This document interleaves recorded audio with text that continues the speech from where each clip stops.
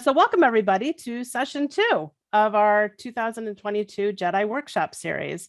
As a sign of respect, we do wish to begin this event by acknowledging the original inhabitants of the land of the 7 counties served by the Genesee Valley Region PTA, the Onondaga people of the mountain Seneca, and Cayucono people of the Great Swamp Cayuga.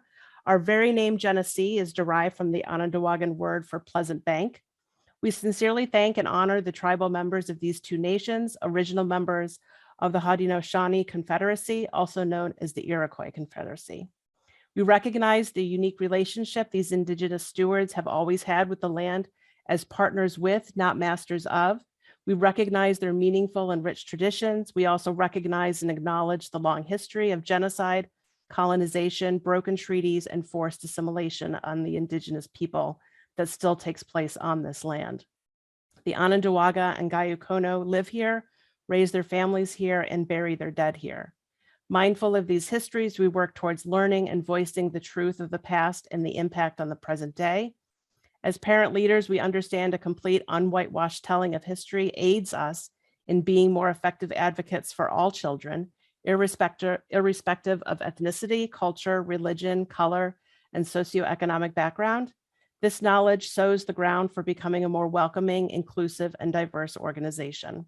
Finally, we encourage you to learn more about the Indigenous tribes, their history, and current standing in society. So on behalf of the Genesee Valley Region Director, which is myself, Sonia Varillo, and on behalf of the full region board, I do want to welcome everyone to this evening's workshop on I Don't See Color, the Hidden Reality of White Identity and Privilege. During our first session, almost 2 weeks ago, we learned about implicit bias and how it affects how we perceive the world around us and how it can have a very real effect on creating explicit outcomes. This 2022 JEDI workshop series is designed to be a continuation of those conversations that we had last year. As you know, PTA values collaboration, commitment, accountability, respect, inclusivity, and integrity as we work to advocate for every child with one voice. This workshop series, we hope, will provide not only a safe space for us to engage in thoughtful conversation and understanding of everyone's personal story and how it affects how we see the world, but that it can also provide a guide for how we can bring this conversation to our own communities of influence so that our PTAs can be a true advocate for all children. And so with that, we want to welcome back Jim Puglisi, our friend tonight, to share with us more insight and challenge us a bit more. Hello, everyone. Good to be back with you all tonight. This time I'm with you from the Central Time Zone and not the Eastern Time Zone. So I'm gonna share my screen with you. Tonight's going to be a little bit more interactive. You're going to probably do more of the work tonight, and hopefully that will be engaging for you and give you an opportunity to think some things in some ways. For some of you, we may be doing something that you've already done, but I've found some of these exercises, no matter how many times I go through them, I still continue to learn and grow out of them. So I'm going to share my screen with you, and hopefully that will work. And hopefully my cat won't join us. So I think we're there, right? Oh, wow. Okay. Last week, I talked about brave space. This week, I'm giving you the full quote. When we talk about entering into these kind of dialogues, oftentimes you'll hear the word safe space. And the reality is that no space is completely safe for all people. You know, this is our history of racism and stuff, and our isms have been very harmful to people. So we have to learn how to walk into these spaces, and we all bring our own stories, our own scars and such with us into these spaces. And so we have to be able to bring those voices, amplify them so that they can be heard everywhere, and really kind of learn to speak truth and learn to speak love and bring those 2 concepts together, which is very challenging for us. So we're not going to have a perfect conversation tonight, and we will not finish and walk away from our conversation with a sense of completeness. hopefully it will be more of a sense of expansion and encouraging you to stoke your curiosity and to explore it and have some courage in that process. So we talked about being in a brave space. So I'm not one to read things that are on the screen to you, so that's why I haven't read this. It's more spoke about it, but it is there for you. And when you get the slide deck later on, you can access it a little bit more. So last time we used some community agreements, and we're going to engage those again tonight. To have these conversations, we have to be able to walk in a way that stretches us, but also protects people and protects yourself as well. But in a way that's also engaging. So these are a set of community agreements. They're a hybrid of the agreements used by Courageous Conversations About Race, Glenn Singleton, who, if you ever have a chance to read any of his work, you should. He particularly addresses education in the elementary and secondary areas. So I would encourage that. But they're also part of interfaith agreements that we use here in Central Texas, where I'm at. So the first one is to stay engaged, to really listen and to hear. So you can listen to people but not pay attention. So really do some deep listening, and also I'm going to encourage you to find your voice and to speak up when you have the opportunity, not to sit back and take some risks in that area. Some of the, for some of these topics, sometimes we just have to put it out there so that it can be talked about. Okay. And if any of you are in any kind of serious relationship, you know that unless you're in some kind of disagreement at some time, you're not addressing things in your relationship. Yeah. So just to think about that. I'm going to ask you to speak your truth, meaning you're going to use I statements. So you're going to speak from your experience. We really want you to bring this as close to home as possible. This is not a discussion about global politics or national politics or even state politics, but this is about what's going on in your life, in your communities, in communities that you are living in and walking through. So really bring it back to home. Experience discomfort. And there's going to be one or two words tonight that might bring some discomfort to you tonight based on your experience. I'm going to ask you to sit with that and to lean into that and allow yourself to feel that discomfort so that you can open yourself up to also learning and possibly experiencing something different. Expect and accept non-closure. These discussions, we're not going to figure this whole thing out. If we could have done that, we wouldn't be having these discussions at all. These are ongoing processes. They're based in relationships. Every new relationship is a new dynamic for us. So there's always change and adaptation and expansion in these. Have curiosity. Really try to understand. And that gets back to that listening and hearing. Rather than persuade. So as you're listening to somebody, try to listen to them and not be preparing your rebuttal statement or the thing you want to say in response to them. It's really about listening to what they have to say. And then you can, if you want to take some silence and think about, how you might want to respond, that's fine. But so often when we listen to people, we're really focusing more on what we want to say and get out and say over top of what that person's saying. So I'm going to ask you to really try to do that deeper listening. Racialize your voice. I'm a white male in the United States, so I try to, recognize and acknowledge, my where I come from.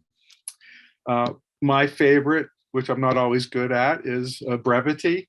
Really, be honest, go for honesty, say what you need to say. But respect that we have a lot of people on the call and try to give as many people the opportunity to be able to also give their input. So don't go on and on.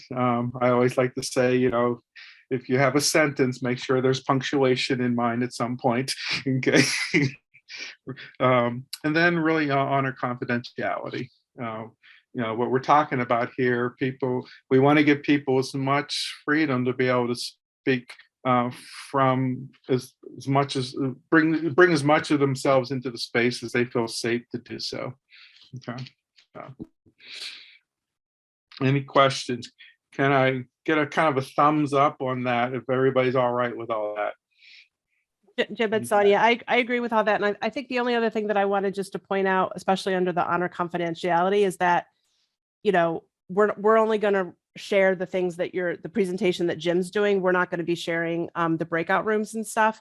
But I would also ask people to be aware that whatever people are sharing tonight is where they are tonight. And that might not be the place where they're going to be at in a week, a month, or a year from now. So just to remember that, as people talk and share tonight. So what they're saying tonight may not be where they may be in the future. So at least we hope they're not. Okay, thank you. And I think that was a good transition actually to the next thing. And since we have a little bit of I think a reasonable sized group at 17, I'm going to ask us to share again. So we all enter into spaces at different places, and this compass is another thing that comes from Glenn Singleton's work. And we often enter spaces in an emotional place, or maybe we're in a thinking place, or maybe we're in a moral place. We want the rightness of something, or we just I'm going to get something done. I want to do something, get moving. And we all enter into spaces at different times. And so when you're trying to work with other people, it's always good to know kind of where they're at as they enter into those spaces, particularly around these type of things. So realizing that most of you probably aren't seasoned in this approach, I'm still going to ask each one of you to just share which part of the compass, and think of this compass as, place, and you're trying to keep it level as possible. So you don't want to be in a feeling area where you're falling off this way, or a believing area. You're trying to bring all this places, kind of in the middle, and try to be and recognize where you're at with people. So if you're weighed towards one way, you have to be aware of that, so that that you're operating in that way tonight, which may impact how you operate with somebody who might be on the opposite end. It doesn't mean you can necessarily change this tonight, but you have to be aware of how do you enter into a space. So there's 4 areas: believing, which is this moral space, what we think should be happening. Thinking is in this kind of data evaluating space. Action in relationships. And this feeling, we arrive in our emotive place. So I'm just going to ask you you can share your first name, and if you have a role, if you're a parent, teacher, PTA, whatever, and where are you at on the compass, and very briefly why you think so. So, and I'm going to start off, since I'm kind of facilitating this thing, I'm in my thinking space, so because I'm trying to make sure I'm keeping all my thoughts in gear and in the right place and that kind of stuff. And so that's who I am, and my name is James. So well, thank you, everyone. I think that's everyone. And so as you hear people, we all come into these spaces in kind of different mindsets, and that's important for us to recognize. And that can change. That can change in the midst of a setting, and we can enter into the same space 3 days in a row from 3 different mindsets. So this is relational work. It's all based in relationships. So being mindful of the people that you're in the presence of, and mindful of yourself is very important. So just something to take with you as you move into these type of things. Tonight's topic was looking around kind of white identity and such. And I'd like to start off just always to define when we talk about racism, because we're going to be kind of getting to, we're going to start off with kind of a more individualistic look, and then we're going to move to a little bit more systemized kind of approach. But when we talk about racism, we're really talking about systemic things and not kind of individualized personal interactions with people. That the word racism has been used in that way, and there may be some contexts that you're in where that's the definition and how it's being used. But when I'm using the word racism, I'm talking about prejudice, and then when it's given power and it takes on a systemic form. And the little diagram was a student from Allegheny College, where I my undergrad, and I just always thought it was kind of a powerful rendition of kind of this formula. But we're going to focus a lot on more racism tonight, but this power dynamic shows up in a lot of different ways. It shows up in gender areas, it shows up in sexual orientation areas, shows up in disability areas and immigration.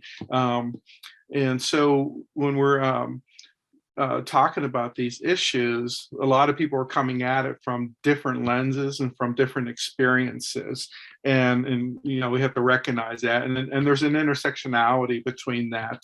You know, you may be somebody from the LGBTQ community who might be white and might be dealing with your own internalized racism against Blacks in the LGBTQ community, or you might be a white woman who is dealing with systemized misogyny and oppression, but you also have biases towards Black women, you know, or towards disabilities. So that, you know, these things cross over with each other, and people often are experiencing oppression from a lot of different levels in a different area. So I don't want to discount those experiences. For tonight, we're going to focus mostly in the area of race and white identity. And I think there's things that once you see some of this, you can see how you can apply to a lot of other different areas. So just to, you know, be mindful of that as we move forward. And there's also, as I said, there's many other forms that, you know, are unnamed. I just put a few examples of you know, of different areas. So when we talk about whiteness in the United States, we have a socialization of whiteness as normative. And this is a slide I think I shared with the group last time. And most, if you think about it, most whites will describe themselves as American. I don't go around and say I'm a white American. I've actually had to learn to do that because it's so normative for me just to say I'm American. But if I'm talking about my, you know, with friends, I say, oh, my Black friend, or my gay friend, or my, you know, like, we will apply categories to other people that we don't apply to ourselves. Expressing whiteness is not something that you hear normally. If you listen to the news, you know, they don't label people as white. So whiteness has been normative in this country. And with that, does that mean others are different? Are they in a different category or not? I mean, that's what the question that gets big. So white culture is a worldview that kind of sees itself as the measure, the standard, okay? And it's been largely unquestioned in this country for a long time. And it's a construct, you know, it's a construction. You didn't have white identity prior to this country. You know, it's really something that's uniquely developed here, and actually has been used as a standard for other countries, for apartheid in South Africa. Even Nazi Germany looked at white culture here as, you know, a thing to pattern after. So it's really something that was constructed in this country. And not really with anybody's awareness, or a lot of people's awareness. So it's not something that, like, I grew up thinking, you know, this is what white culture is. I did not as I think I said last time, I did not recognize my whiteness until I was 35. I would have always expressed myself in my Sicilian grandparent immigrant roots. It wasn't until I understood the kind of culture that I was operating in, and myself operating as a white male in the United States. And we don't, we haven't traditionally studied whiteness, and it's still something that's, has not been studied a lot. And what is it? What is white identity? I often think it's shopper, consumer, so it's this something that's not really evaluated. And I think when you talk to people about what it is, they're not really always sure what it is. It's so kind of pervasive around us and how we operate. We're going to talk a little bit about privilege tonight, and you're about to take a test. And if you see a picture on the right, any observations from there? Anybody want to offer any observations? I'm sure some of you have seen a similar type of picture. I just wonder if anything struck you real quick. Any one or two comments that anybody wanted to offer? And these are things that are for many of us are often unseen. We don't realize that they're there. They're very present, very real, but not always seen. So you're going to get a chance to take a test right now. You're going to have 30 questions. I want you to go through them without thinking too much. This is one of these things where you go with your initial kind of response. And you have, and the link should be. I just posted it in the chat. Posted in the link. Yep. And I'm just going to ask you to keep your score. You're going to either have a score for each question is going to either be 5, 3, or 0. Okay. And the test has the scoring for you. So I'm going to ask you to do that as quickly as possible. And then once you've added up your score, and there's directions for that, I'm going to ask you if you're able to post your score in your name. So change your name on your screen to your score, and maybe keep your first name. If you don't know how to do that, you could send it to Sonia and she'll do it for you. So are you all able to open that up?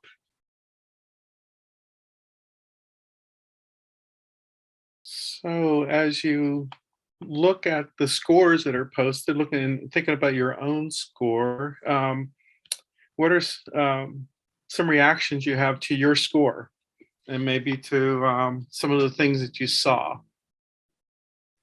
Were there any of the questions that kind of caught you off guard, or it seemed like any aha type of reactions to things that you saw or that were surprising, things that you've never maybe thought about? As you start walking around, you're going to start being more aware of some of these things. Now that you've seen some of these, you're going to start being more. And so take note of that. Be mindful of where you see these things popping up and how they pop up in other ways. This exercise was an adaptation of an article by Peggy McIntosh, Unpacking the Invisible Knapsack of White Privilege. And she was looking at how she, as a white woman, had privilege over women of color. As she was looking at how women were being marginalized, in a sexist world, she realized that she also carried privilege at the same time. And this exercise was actually developed in Great Britain. And there's a lot of this work going on in Europe and in England right now as well, because of the history of colonialism and how that has fueled, our history of slavery and racism in this country. And so it's not just our world doing that. It's not just the United States that this issue is a problem. It comes out of our roots of colonialism. So we're going to move on and talk a little bit more about, I'm going to share my screen again. So when we talk about white culture and white, and I'm going to use the word white supremacy culture. And when I'm talking about that, I am not talking about white supremacists like Ku Klux Klan and those movements, but supremacy is a state, is a status of power. And whiteness in this country, as we said, is normative, has a power to it, and and has the supremacy status of how we operate in this country. So as we look at ways whiteness, how whiteness shows up, there's different characteristics and different traits to how whiteness shows up in decision making and history and justice. And you heard of Protestant work ethic, and how do we view family structures? How do we look at religion? I could do a whole thing on Christianity. The exercise we just did, I have a very similar one on Christian privilege in the United States and how it shows up. I mean, even your school calendar is based on a Christian calendar. Your holidays are around Christmas and Easter, not around Hanukkah or a Passover or Ramadan or other religious holidays. It's it's structured around a Christian calendar. So there's privilege there for people who are trying to practice their own religions and their own tradition. And do they have to take vacation days, whereas everybody else has built-in vacation for their for their services, just things like that. So we're gonna do another exercise. We're gonna have a chance to look at some of the characteristics of how whiteness shows up in a more kind of structural way. So when we look at organizations, and the PTA is an organization, your schools are organizations, we operate in certain ways. We take our white way of doing things, or white personalities, kind of coming out of that historically, Protestant work ethic. You hear things like that. So when we talk about white organizational culture, these are some of the characteristics that you would find in them. Very statistical related rules, linear, kind of quick fix type of things. They tend to be very hierarchical, a lot of bureaucratic, and they're really based around kind of white power, not as in the white power movement, but just whiteness as being the normative way of looking at things. And oftentimes it's very much a tokenism of BIPOC and other communities. So, and we're going to look at how this kind of shows up. The other way that, that organizations operate in other communities can have a very relational aspect to them. They're based on community and relationships. They're more narrative. They're circular in their processes. They really value kind of grassroots knowledge and local knowledge and local leadership. They have a collective approach to decision making. And for those of you who study organizational behavior and stuff, you see some of these concepts are sometimes applied into organizations. Others are more hierarchical. And part of looking at kind of white identity is how does that play, and how do we do decision making, and how do we run our organizations that we participate in, and how does our decision making approach, our way of working together with each other, impact the accessibility and the equity that people have, that different groups have, to be able to participate in that process. So we're going to do another short exercise. We're going to split you into breakout rooms, and you're going to have about 8 minutes to look at certain characteristics of white supremacy culture. Okay, and the different characteristics are perfectionism, sense of urgency, defensiveness, quantity over quality, worship of the written word, only one right way, paternalism, either or thinking, power hoarding, fear of open conflict, individualism, progress is bigger than more, and I'm the only way, objectivity, and the right to comfort. And Sonia's downloading an article that you can actually take with you.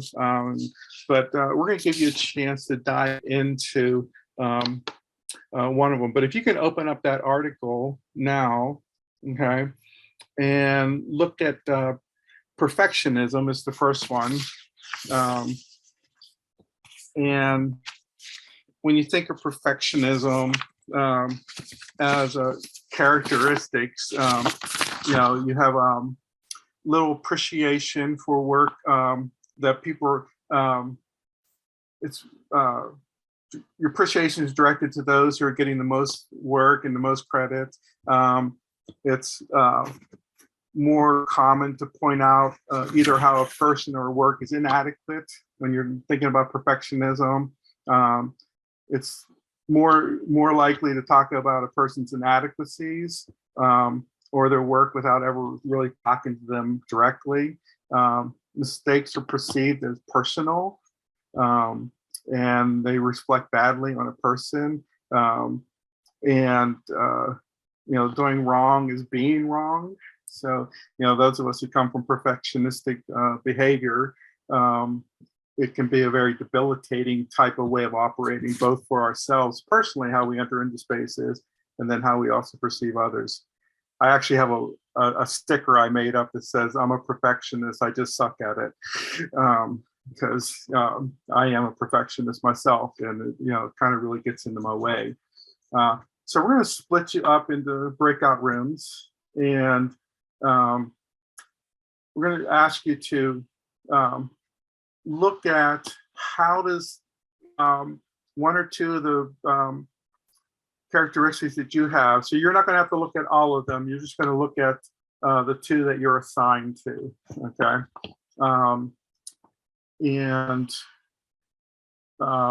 So if you're, I'm not sure, Sonia, this might be where we have a logistical breakdown. Can we drop? Yeah, let me share who's going to be in what rooms. Okay. So room 1 is going to be Annalise, Cassandra, and Jim. Room 2 is going to be Gary, Marianne, and Namiko. Group 3 is going to be Rosalind, Susan, and Faraha. And room 4 is going to be Lori, Patty, Sadie, and myself. I'll get there. I'm going to get there to room 4. All right. So I'm going to ask you to look at the two that you're given that are on the board here, and then you're going to pick one of them that resonates with you most as a group, and speak about how does it show up in the organization that you belong to, you work with, and how does it show up in yourself. Okay. And then we're going to come back in about 8 minutes and share that. Okay. So, and this would be something that, you can then take later on and look at all the different characteristics, but just want you to have a chance to grapple with each other about how one or two of these qualities play out in your own lives. Okay. Any questions? All right. I've got the breakout rooms are going to be timed for 8 minutes, and then they're going to bring you back into the main meeting. There's going to be a 60-second countdown timer to bring you back to the main session. Okay, I'm going to open all the rooms now.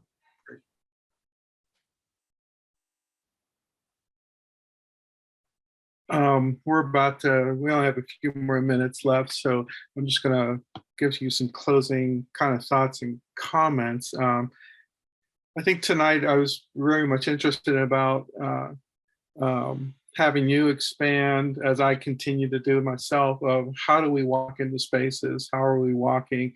I don't know if you're familiar with the old Mr. Magoo cartoon, where he would just like walk through places and there'd be chaos behind him, and he'd be totally unaware that he just created chaos behind him. And I sometimes feel like, as a white male, that's what I'm doing, because I'm not being aware, and I'm not being aware of the environment and the spaces that I'm walking in, and also how I am operating in my groups and in my things. And I hope that these are two things that you could do. You know, you can very much take both of these things with you and start applying them, start thinking about them both individually, and also you could take, you know, these characteristics and talk about them in the groups that you're working in, you know, and start discussing them. How does these things show up, and where do they show up, and how do you start to, you know, be aware of that?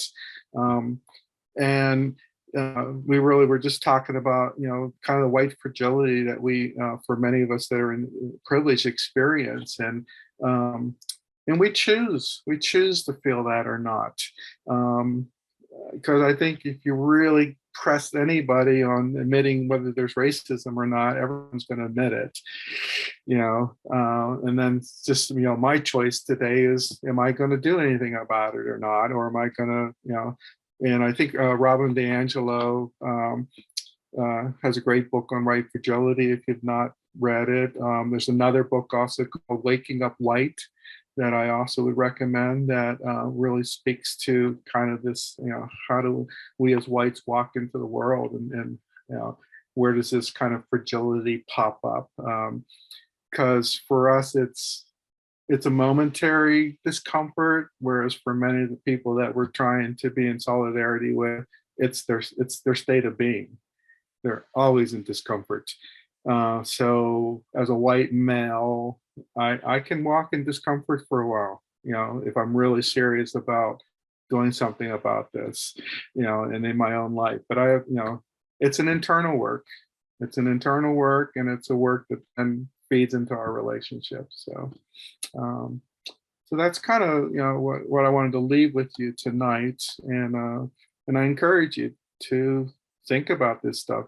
Go into these sources a little bit more. Check out the other characteristics that you didn't get a chance to look at tonight.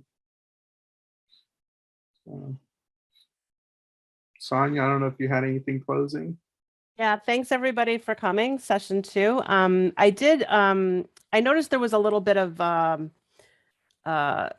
we might have gotten an error when you were trying to go to view the online event page. So I've made the online event page on Eventbrite, so it's available to anybody that has the link. So I'll make sure to put that in a future communication. You will be getting an email probably coming into your inboxes right at 8:30 with an invitation to fill out an evaluation form, feedback form. We appreciated the feedback that we got from the first session. It's the same link. You just indicate that you're doing an evaluation on the second workshop. And we appreciate getting your thoughts and feedback on this session.